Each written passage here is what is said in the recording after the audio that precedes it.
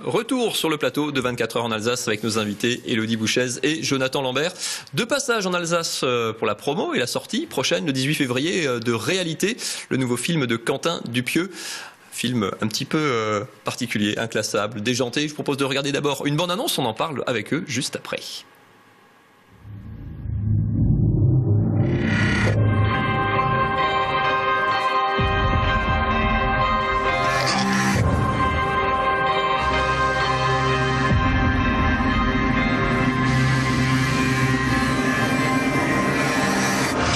Écoute, je brûle d'impatience d'entendre ce que tu vas me raconter.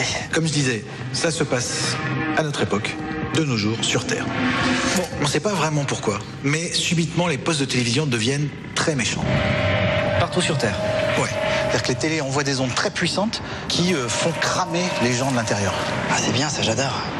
Les gens souffrent. Ils souffrent à fond. Je veux que ce soit le meilleur gémissement de l'histoire du cinéma. Et si le gémissement te convient, alors on signe. Et tu fais ton film. Et je veux un Oscar pour ce gémissement. Gémissement numéro 45. Are you the old person that lives in this house? Yes. Why should I give a shit? We need to talk. I think we're the same person. Je suis en train de perdre les pédales. Y a quoi sur cette putain de cassette, on aimerait savoir. Give me the tape or I'm gonna call your parents. Then I'll tell everyone you dress up like a woman. Je veux un Oscar pour ce gémissement, Jason, tu m'entends? Jason, t'entrain. Qu'est-ce que tu dis de ça? Je peux pas me lever. Je peux pas me lever. Je suis collé au siège. Tu crois que Kubrick s'enregistrait des heures comme ça, comme un con? Hé, Kubrick mes couilles.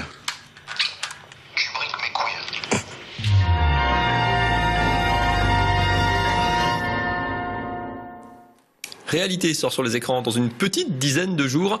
Un film, on en a un bon aperçu comme dans cette bande-annonce. Alors comment, on ne sait pas comment le classer, un peu inclassable, un peu ovni. Quelle étiquette vous lui collez quelques mois après le tournage? Nous, on trouve que c'est surtout un film très drôle. Une comédie avant tout. C'est avant tout une comédie, avec du suspense, des intrigues, beaucoup de rêves. Voilà. Une comédie avec... Non mais c'est vrai, avec... un ton qui n'appartient pas habituellement aux comédies, avec des ingrédients qu'on ne retrouve pas forcément dans les comédies plus classiques. Mais ce qui est formidable, c'est que ce film, les gens rient et parfois ne savent pas pourquoi ils rient, une sorte d'incongruité, mais qui provoque le rire. Et je trouve que c'est une nouvelle façon d'aborder la comédie.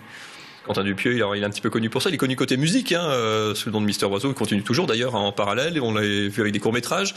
Son premier film, peut-être le plus connu, c'était un pneu, un psychopathe qui assassinait les gens avec des pouvoirs télépathiques. C'était un peu particulier. Comment, Élodie Bouchez, vous vous êtes retrouvée dans cette aventure? C'est peut-être pas tout à fait l'univers dans lequel on était habitué à vous trouver. Moi, c'est totalement l'univers que j'aime. Je suis fan des films de Quentin depuis son tout premier. Je les vois tous. Au contraire, c'est un univers qui me parle, qui m'inspire, dans lequel je me reconnais tout à fait. Pour moi, c'est totalement dans la lignée des films que je fais, des films qui parfois, dépassent la limite autorisée. Voilà. Donc, je me suis retrouvée dans ce film un peu par hasard. J'ai été sollicitée pour faire des essais et j'avais très très envie d'être prise. Et voilà. Vous, au contraire, Jonathan, vous aviez déjà tourné dans un film de Quentin Dupieux. Vous étiez prévenu, vous saviez à quoi vous attendre et pourtant vous y êtes retourné. Voilà, absolument. Mais moi, je l'ai toujours dit, même s'il y a de la figure à faire dans un film, je suis là parce que moi, encore une fois, j'adore la comédie. C'est à travers ça que je m'exprime, que ce soit sur scène, dans mes sketchs à la télé ou dans les j'ai pas fait beaucoup de films, mais voilà, ce qui m'amuse avant tout, c'est ce défi de faire rire les gens et justement d'explorer. Il y a plusieurs manières de le faire. Il y a la vraie comédie populaire que j'aime beaucoup. Il y a des comédies grinçantes, des comédies noires.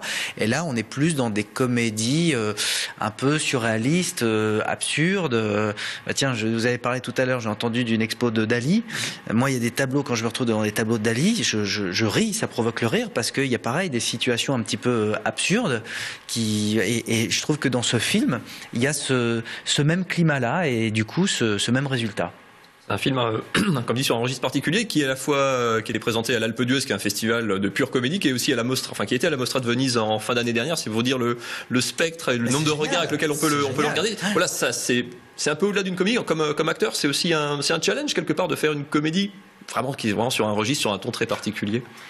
À la limite, on est moins on se met moins en situation d'être un comique parce que les choses sont suffisamment fortes dans leurs propositions, dans les situations pour les jouer telles quelles. Ça sert à rien d'en rajouter parce que sinon ça va dénaturer justement le script et les enjeux des scènes. Donc on reste finalement assez sobre dans le jeu. D'ailleurs, j'ai pas de perruque, c'est assez rare. J'ai même les cheveux en arrière, on comprend pourquoi je porte des perruques maintenant. Mais non, moi, en ce qui me concerne, j'ai pas eu l'impression de forcer ou d'essayer de faire entre guillemets le comique. Comment ça se passe, Élodie, quand on est entouré en tournage de Quentin Dupieux, Alain Chabat et Jonathan Lambert? C'est quelle ambiance en tournage? C'est super parce que tout devient très facile parce que voilà, il n'y a rien de plus facile que de travailler avec des gens qui ont du talent parce que voilà, tout devient plus simple, plus normal et donc voilà, on était vraiment tous très très très heureux sur ce film. Et surtout avec quelqu'un qui sait ce qu'il veut, c'est-à-dire que Quentin, on sait lui sait exactement où il veut nous amener. D'ailleurs, c'est drôle parce que quand il tourne, parce qu'il est aussi derrière la caméra, il fait vraiment tout. Quand ça fonctionne, il ponctue la prise à la fin de la prise par un ok, c'est bon, on l'a. Et c'est tellement jouissif aussi d'entendre le réalisateur rire parce que c'est votre premier spectateur qu'on a l'impression d'avoir déjà un petit peu fait le boulot, quoi. Quel genre, je sais pas, quel public on attend, quel genre de regard on attend? C'est quand même un cinéma très très particulier. Il n'y a pas beaucoup d'équivalents, que ce soit en France ou peut-être même à l'étranger. C'est un exercice de style aussi, les retours qu'il va y avoir derrière. Vous seriez surpris, mais moi j'ai l'impression que ce film il touche beaucoup de. Il n'y a pas vraiment de. Autant ces films précédents étaient plus ciblés sur. Souvent on a dit jeune, urbain, un peu branché, pointu, tout ça. Mais là j'ai l'impression que c'est un film qui est finalement plus ouvert parce que ce rapport du rêve à la réalité, c'est un truc qui nous touche tous. On se lève tous le matin, parfois on se souvient d'un rêve qui justement nous fait rire, on a envie de le raconter. Donc tout le monde est sujet à ce genre d'expérience. Et j'en veux pour preuve, ma mère l'a vu, mes enfants l'ont vu. Donc selon la formule, de 7 à 77 ans, ça fonctionne. J'ai l'impression. La suite pour tous les deux, parce que ça c'est entre le tournage, le moment du tournage, là la promo c'est un peu décalé. La suite de votre actu à chacun. On va manger une choucroute. Parce qu'on vous connaît sous plein de. C'est vraiment dans la suite la plus. On est venu pour ça. Parce qu'on vous connaît sous beaucoup de casquettes. Oui. On vous a vu à la télé, à la radio, cinéma, one man show sur scène, théâtre. Vous avez toujours dans toutes les directions. Oui, mais c'est ce que j'aime, c'est cultiver une certaine. Diversité dans les modes d'expression, mais finalement j'ai pas l'impression de faire des choses radicalement différentes parce que à chaque fois ça reste justement de la comédie et c'est cohérent, j'imagine, avec mon univers et l'image que les gens peuvent avoir de moi.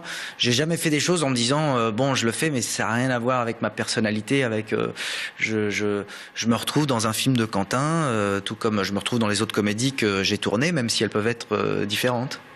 Élodie, après, une fois que la promo de réalité sera terminée dans une petite dizaine de jours, qu'est-ce que vous avez sur le feu? Où est-ce qu'on vous retrouvera ces prochaines semaines? J'ai aussi des projets de cinéma qui sont en développement actuellement.